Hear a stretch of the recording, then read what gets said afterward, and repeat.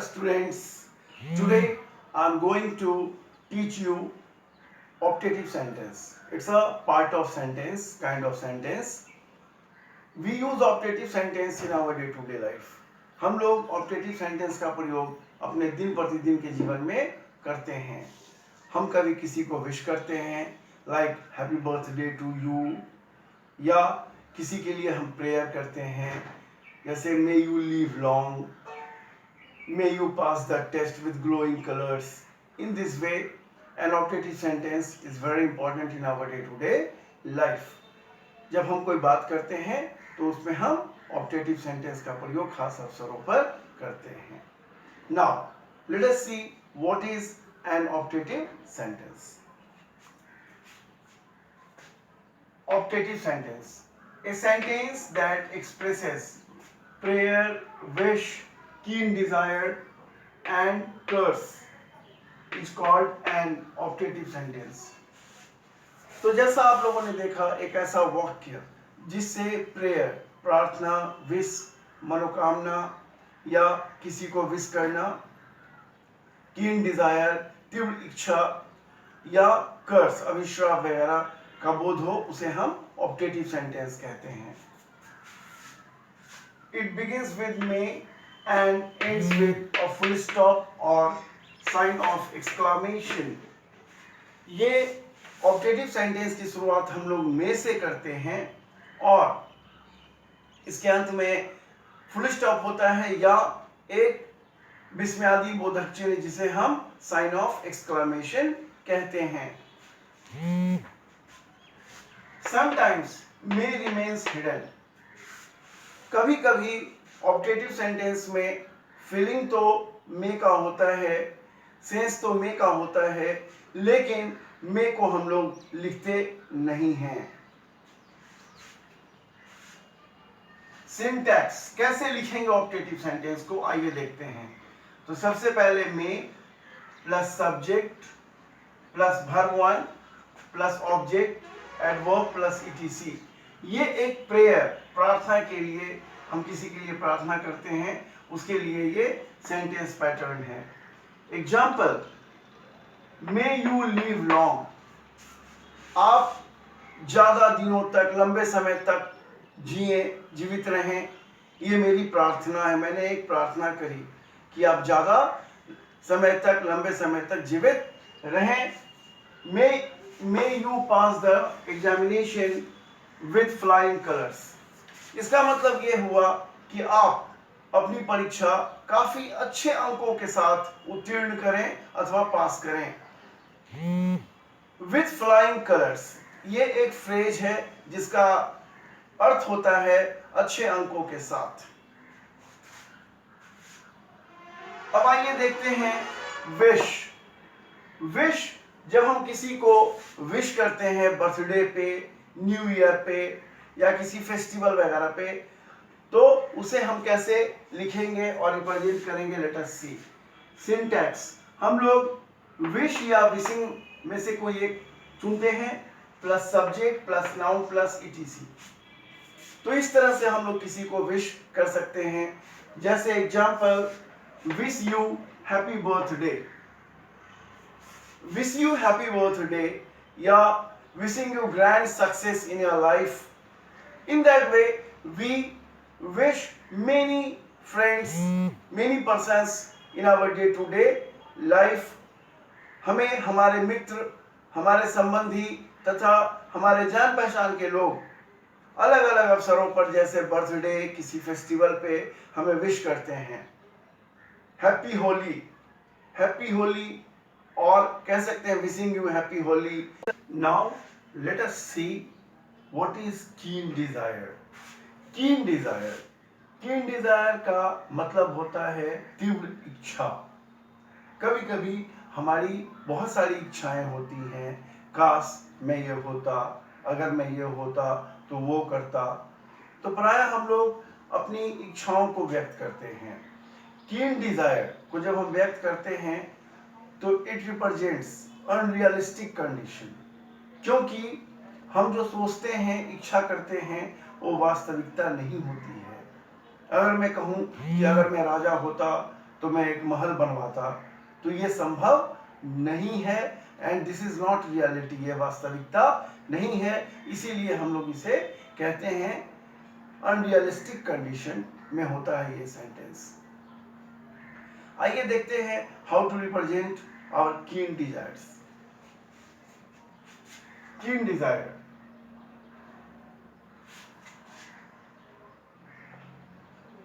It represents unrealistic condition, ये अवास्तविक परिस्थिति को बतलाता है। We use WERE were, were जो है वो वर्ब टू बी का एक पार्ट है और ये ऑक्सिलियरी है, प्राइम ऑक्सिलियरी। तो we use were with all the subjects. हम लोग जब कीन डिजायर को रिप्रेजेंट करते हैं, चूंकि ये अनरियलिस्टिक होता है, इसी कारण हम लोग सारे सब्जेक्ट्स के साथ वेयर का प्रयोग करते हैं। It ends with a full stop और साइन ऑफ एक्सक्लामेशन। इसके अंत में एक फुल स्टॉप लगा होता है अथवा साइन ऑफ एक्सक्लामेशन लगा होता है। सिंटैक्स, चलिए हम लोग सिंटैक्स को देखते हैं। हम लोग सेंटेंस को शुरू कर सकते हैं इफ या आई विश के साथ, प्लस सब्जेक्ट के बाद वेयर, जैसा मैंने बताया सबों के साथ वेयर लगता है, plus noun, pronoun, adjective, adverb में से हम कुछ भी ले सकते हैं, प्लस ETC, प्लस कॉमा या साइन ऑफ एक्सक्लेमेशन आप लिख सकते हो। Example, I wish I were a king. मैं इच्छा करता हूं मैं एक राजा होता। तो ये अनरियलिस्टिक कंडीशन है, क्योंकि मेरे इच्छा करने मात्र से मैं राजा नहीं बन जाऊंगा। If I were in Patna I would help you. यहां मैंने एक कंडीशन को डाला, अगर मैं पटना में होता तो मैं तुम्हारी मदद करता। ये यहां पर इस सेंटेंस में मैंने वुड का प्रयोग करता। इस सेंटेंस में मैंने वुड का प्रयोग किया हुआ है और वुड बतलाता है अनरियलिस्टिक कंडीशन को। जैसे अगर मैं पटना में होता तो तुम्हारी मदद करता। अभी तो मैं पटना में हूं नहीं, अगर मैं होता तो मदद करता। जैसे मैं आपके घर आता, I would come to your house. In this way you can frame sentences with would. This is one of the uses of would. मैं इसके बारे में डिटेल में अपने मॉडल्स के क्लास में, वर्ब के क्लास में बतलाऊंगा। Now let us see curse. कर्स का मतलब होता है श्राप, अभिश्राप। हम लोग अक्सर अभिश्राप के विषय में जानते हैं कि किसी साधु ने किसी राजा को श्राप दे दिया, like that. Cursing is carrying a negative sense. किसी को कर्स या श्राप देना अच्छी बात नहीं होती है। तो आइए हम देखते हैं कर्स का प्रयोग हम लोग कैसे करेंगे। Examples, he cursed him for his bad behavior. उसने उसे, किसी दूसरे व्यक्ति को श्राप दिया उसके खराब व्यवहार के कारण। Second example, the saint cursed the king for disobeying him. राजा ने संत की बात नहीं मानी और संत ने राजा को श्राप दे दिया। इस तरह से आप श्राप यानी कि कर्स वाले सेंटेंसेस को लिख सकते हो, बोल सकते हो। Now let us see what is an exclamatory sentence. Exclamatory sentence का पांचवा प्रकार है and this sentence denotes sudden expression. Exclamatory sentence हमारे अचानक से आए भावों को बतलाता है।